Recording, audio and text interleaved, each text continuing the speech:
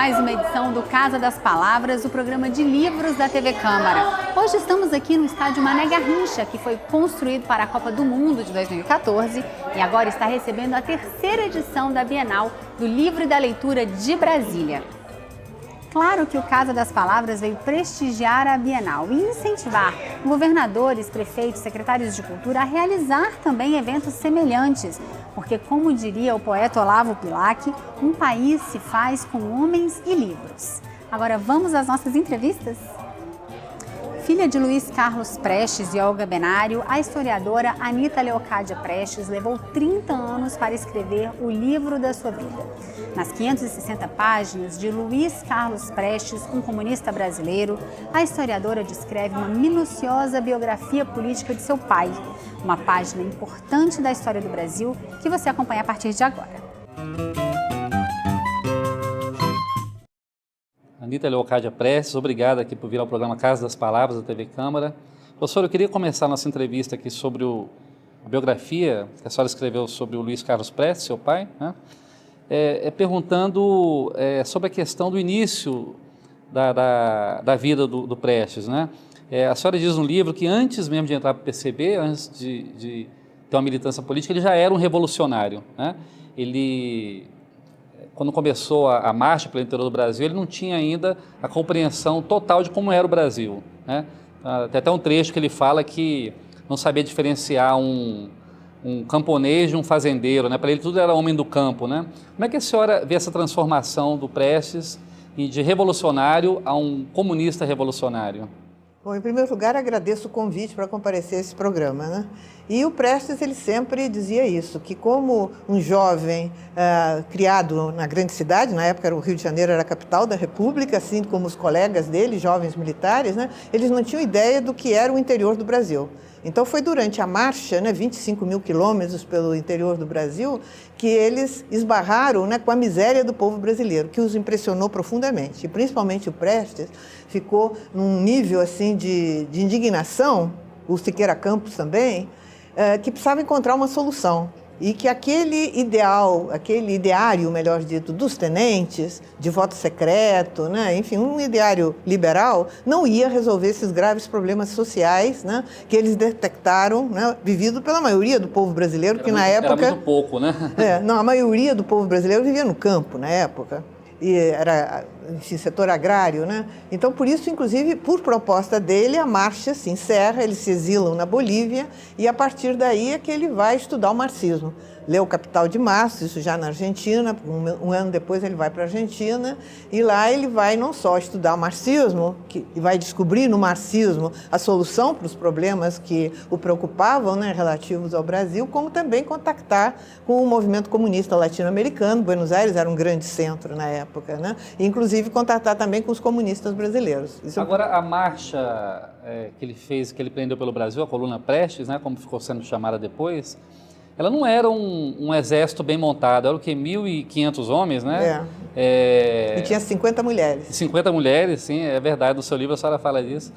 Com poucos equipamentos, sem grandes recursos, né? Como é que eles conseguiram, professora Anita, durante 2 anos e pouco, driblar aí as forças federais e conseguir empreender uma marcha tão longa? O senhor empregou bem a palavra, driblar, quer dizer, era a chamada estratégia da guerra de movimento, que foi, assim, criada, né, pelo Prestes e, em especial, pelo outro colega dele, o Tenente Portela, ainda lá no Rio Grande do Sul, diante das dificuldades concretas, né, porque eles foram cercados, eu mostro isso aí no livro, né, ali no lugarejo, uma cidadelazinha pequenininha de São Luís Gonzaga, foram cercados, né, 1.500 homens e mulheres, né, por 14 mil soldados, né, bem municiados, e eles tinham um fusível Mauser para cada 2, né, soldados. Enfim, ali resistir, se enfrentar, era morte certa, né, fracasso certo.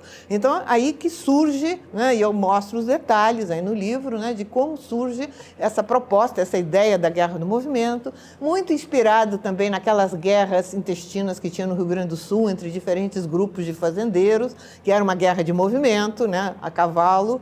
Então, eles têm, é muito importante esses pequenos grupos, né, as chamadas potriadas, que vem da palavra potro, no Rio Grande do Sul, né, esses pequenos grupos de soldados que se afastavam do grosso da coluna e traziam não só cavalos, alimentos, enfim, o que precisavam, mas traziam informações sobre a geografia para traçar os mapas. O comando da coluna traçava os mapas baseados nessas informações.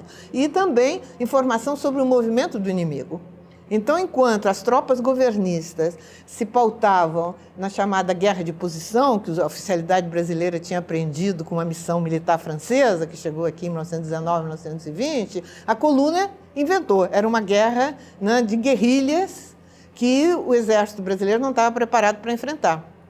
Então, isso aí era um descompasso muito grande, né? Com a realidade da época. Com a realidade da época. Isso levou, então, a que eles conseguissem sempre driblar as forças inimigas, não sofrer nenhuma derrota. Houve 53 combates, né, em que a coluna sempre saiu vitoriosa, né, e conseguiu emigrar invicta, como ficou conhecida na época, também para a Bolívia.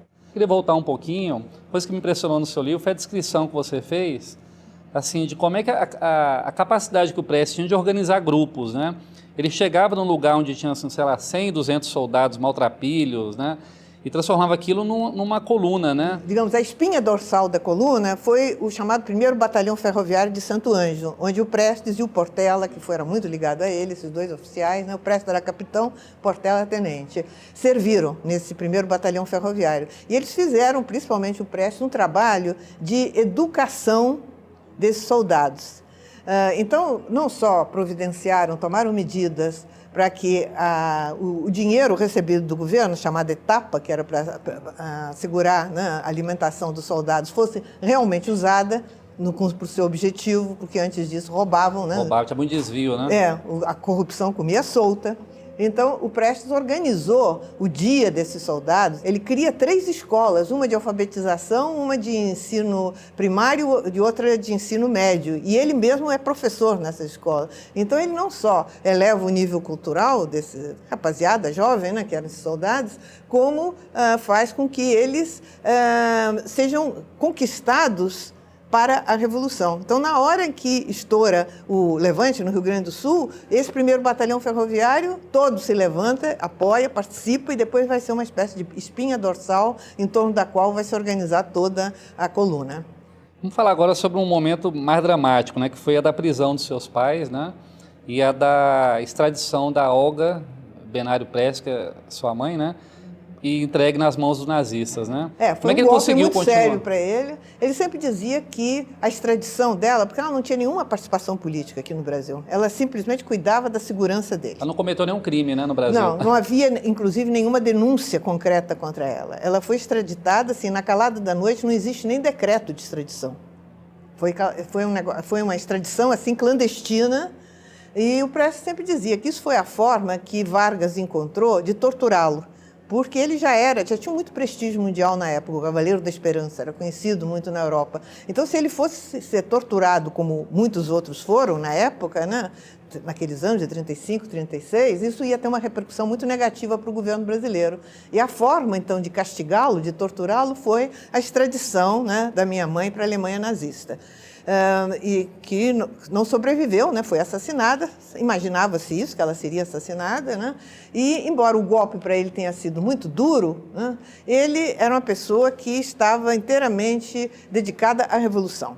Então, ele sai da prisão, né, em 1945, com a anistia. Né, ele só soube da morte dela depois que saiu da prisão, né? Depois que saiu da prisão é que se obteve informações, né, porque a Alemanha nazista era algo muito fechado, em que não transpiravam as informações. O objetivo dele é continuar a luta, né? Como é que foi escrever sobre isso no seu livro, Olga? Olha, eu já conheço tanto essa história, entende? Eu me criei ouvindo essa história, que, embora sempre seja emocionante, é uma história emocionante, né? Eu consigo trabalhar bem com essa história. Está resolvida, né, com relação a isso. Eu queria agora falar um pouco sobre 45, né? Você falou aí sobre quando seu pai foi solto, né, da prisão, quando ele era um preso político, né, do governo Vargas, da ditadura Vargas. E logo que ele foi solto, veio a campanha eleitoral para a Constituinte de 46, né? Como nós somos uma TV legislativa, me interessa muito saber como é que foi a participação dele naquele Congresso Constituinte de 46. Eu sei que ele não ficou até o final do mandato, né, porque o Partido Comunista foi declarado ilegal, mas como é que foi, ele comentava isso, como é que foi a participação dele dentro do Legislativo? Existe a documentação, né, inclusive foi publicado por um professor do Paraná, Sérgio Soares Braga, publicou uma coletânea dos principais discursos dele, tanto na Assembleia Constituinte como depois no Senado, né, porque depois de 46, aprovada a Constituição, né, separou Câmara e Senado, ele era senador. Ele foi o senador mais votado da República na época, né?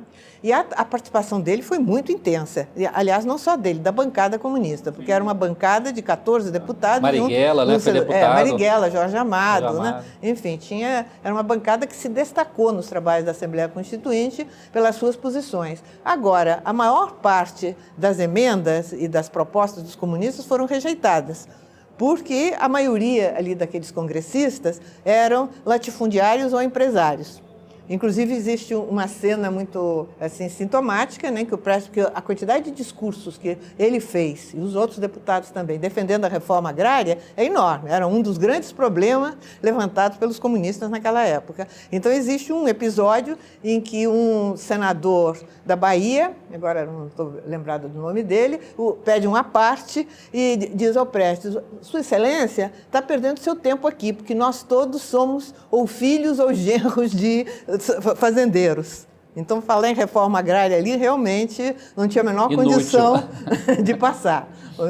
E os comunistas foram muito atuantes nessa Assembleia Constituinte, depois no Senado e na Câmara, e foram caçados, né? Primeiro o Partido Comunista foi proibido, né? Posto fora na ilegalidade, em maio de 1947. Em janeiro de 48, os mandatos de todos os parlamentares comunistas, não só da Câmara e do Senado Federal, mas todos os estaduais, municipais, né? Quantidade grande de parlamentares comunistas foram caçados. Em pleno regime democrático, pelo menos. O Caio Prado Júnior, o famoso historiador, era deputado comunista na Assembleia Legislativa de São Paulo. Verdade. Foi caçado também. O apoio dos comunistas ao Getúlio Vargas, em determinado momento da história, é muito citado quando alguém quer criticar a trajetória política do Prestes, né?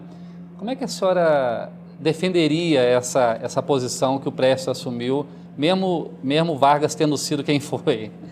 Essa pergunta sempre me é feita, nunca falta, né? E já faziam a ele enquanto estava vivo também. Mas é o seguinte, né? Quer dizer, o grande argumento, primeiro, a posição não era só do Prestes, era uma posição do PCB, do Partido Comunista. Partidária. Era uma posição partidária, ele era secretário-geral, embora ainda preso, né? Mas ele já tinha sido eleito em uma conferência do partido, realizada em 43, ele foi eleito secretário-geral, né? Embora ausente. A posição básica defendida pelos comunistas era a seguinte: naquele momento, isso nós estávamos nos anos de 42, 43, 44, né, em plena guerra, né, dos países democráticos, inclusive os Estados Unidos, né, a União Soviética, os Estados Unidos, contra os países do eixo, quer dizer, os países fascistas, governos fascistas, Alemanha, Itália e Japão. E naquele momento, né, não havia nada mais importante, o Prestes sempre repetia isso, do que derrotar o nazifascismo. Se o nazismo não tivesse sido derrotado, como foi em 45, né, a história da humanidade teria sido outra. Então, derrotado com a participação fundamental dos comunistas, né? E da União Soviética, sim, principalmente derrotado pelo exército soviético. Né? Então, o Prestes e os comunistas brasileiros consideravam que não havia nada mais importante do que unir todas as forças, não interessa quem seja, que esteja disposto a ajudar a derrotar, né, o fascismo, o nazismo, estamos com eles. Na medida que Getúlio, que era um político muito hábil, inteligente, né, pressionado também, inclusive aqui pelo povo brasileiro, que grandes manifestações se realizaram naqueles anos todos, pressionando para que o Brasil rompesse relações com os países do eixo, né, e entrasse na guerra ao lado dos Estados Unidos e das nações democráticas e da União Soviética.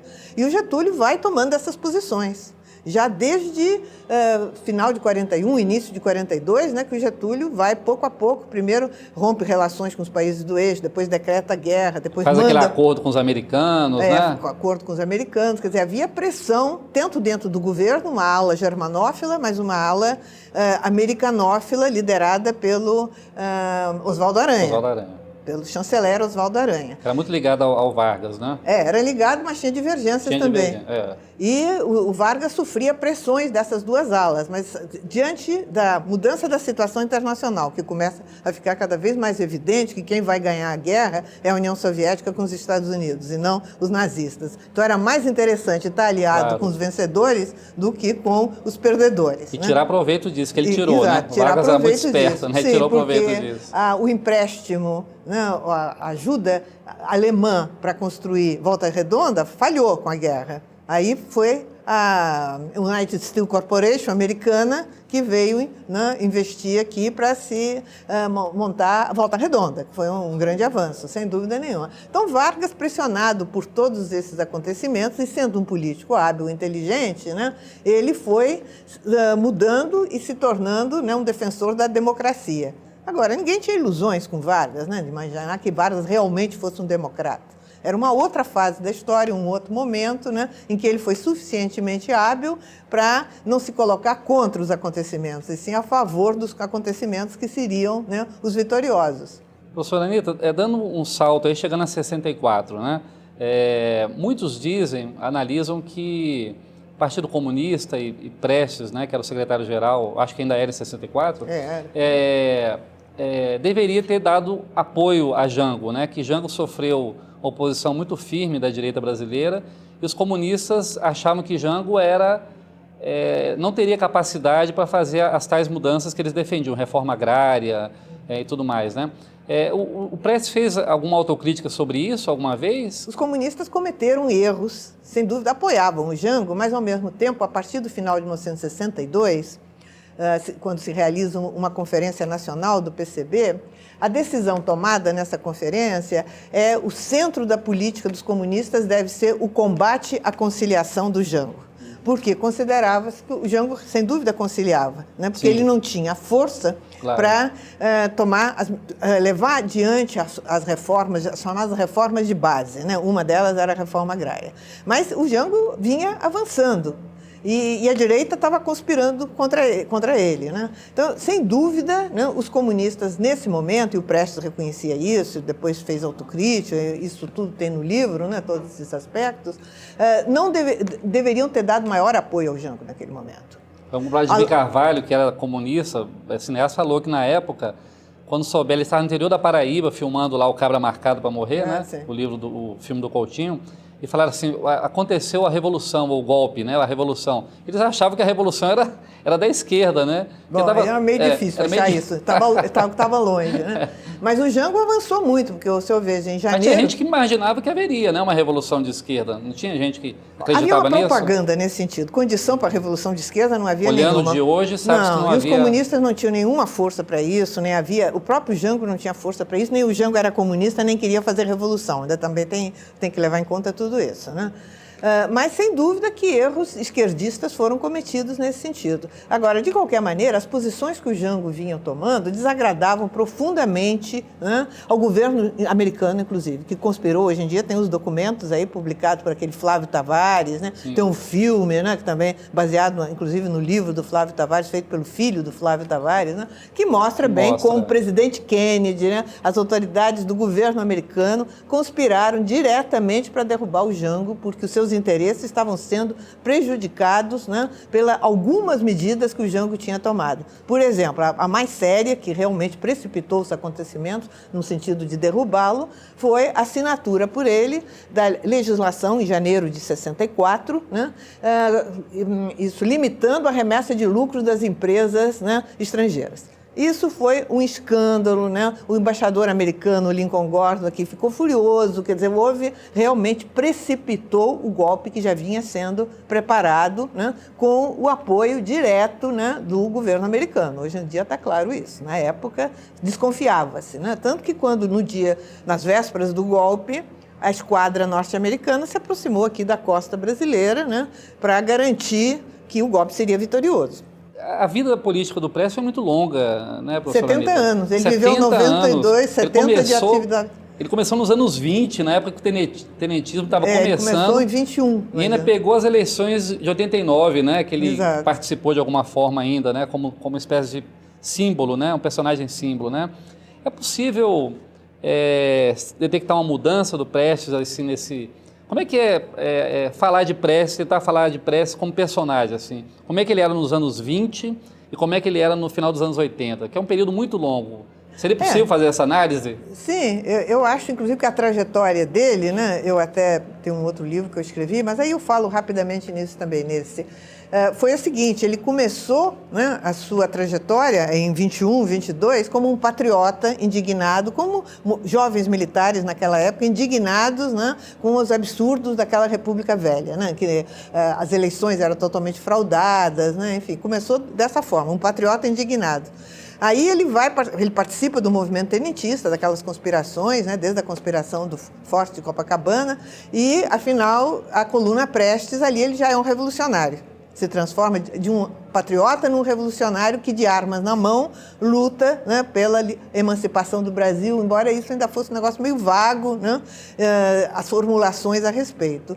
E depois, como nós já falamos hoje aqui no início, né, o próprio conhecimento do interior do Brasil, da situação da maioria do povo brasileiro, leva a que ele vá procurar uma outra solução e se torna comunista. Então, afinal, a partir do final da década de 20, aí dos anos 29, 30, ele já é um comunista. Então, essa trajetória dele, que ele começa como um patriota, se transforma em revolucionário e depois em comunista, né? Isso depois ele vai ser comunista o resto da vida, a partir de 30 até morrer.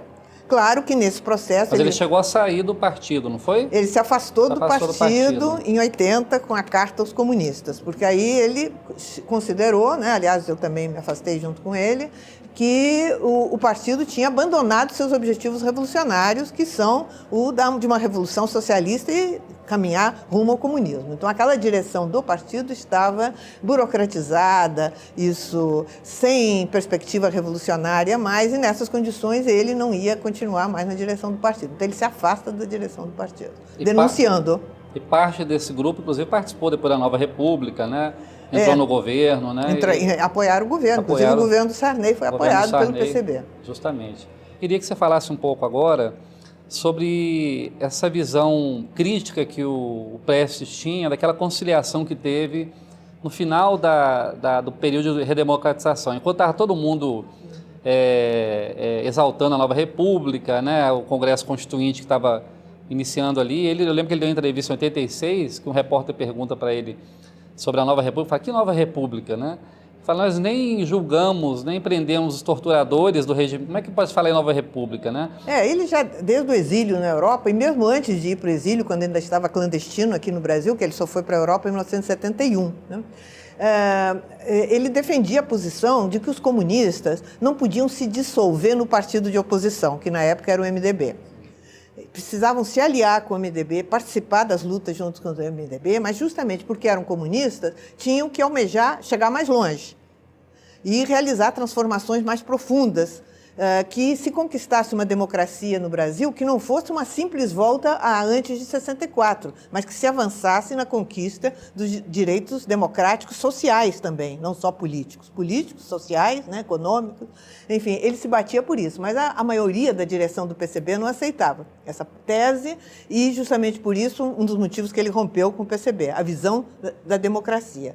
E não se teve forças, portanto, para realmente realizar essa transição para a democracia, como se diz, né, de uma forma mais radical. Foi na base da conciliação. Como aliás, os argentinos fizeram, né? Os argentinos também julgaram os militares. Né?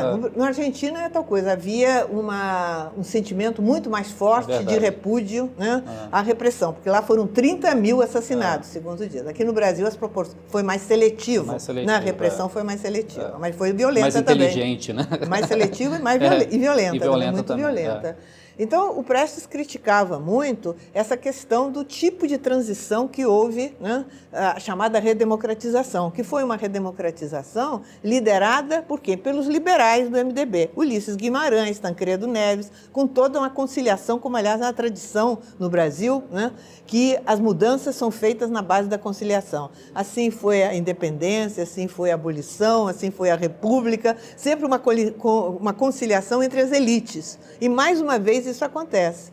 Então, a lei da anistia é típica nesse sentido, né, em que se deu anistia aos torturadores, Agora, tantos anos depois, né, quase 30 anos depois, 25 anos depois, com a Comissão da Anistia, né, avançou-se um tanto quanto de se mostrar o absurdo disso, né? Os torturadores aí soltos, né, falando tranquilamente na televisão, dando depoimentos, se gabando... Escrevendo livros, né? Se gabando dos horrores que cometeram, né, e impunes. Iam à televisão ou iam à própria comissão, essa comissão da anistia, como é que chama?